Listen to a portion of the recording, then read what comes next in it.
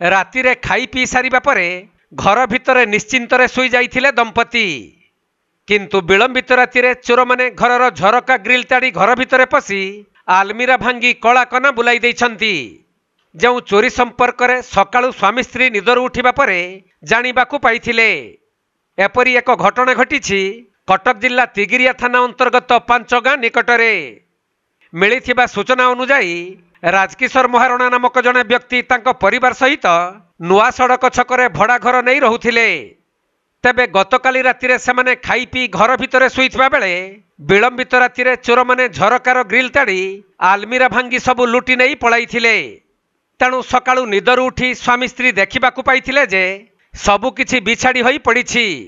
परे आलमीरारू 5 लाख टंकार सुना गहना सहित नगद 80,000 टंका चोर माने चोरी करि नैथिबा जानिबाकु पाइथिले।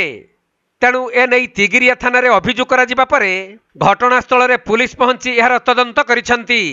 आउ चोर मानकर अनुसंधान चलाइथिबा बेले चोर केबे पुलिस हाथ रे धरा पडुछि देखिबाकु बाकी रहिला। आमे काली हॉल ले सोइथिलु आउ 5टा रे उठिके देखला बेलकु कबाट भितर लॉक अच्छे।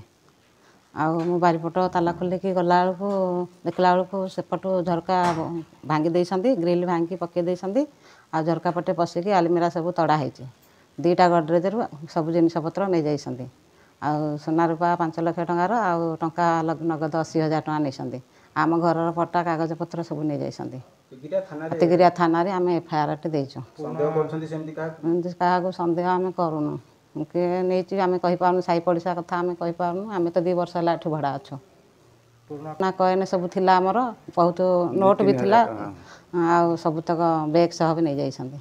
से भीतर ई लपटा लगै छै देखि खाना कबाड़ बुलाई थई दिछि। एसआई आसिकी डायरी करके देइछंती हो ग्रिलटा सेपट को जिबाक पड़ियो। कटक जिला प्रतिनिधि राजेश कुमार साहू रिपोर्ट, कोणार्क लाइव।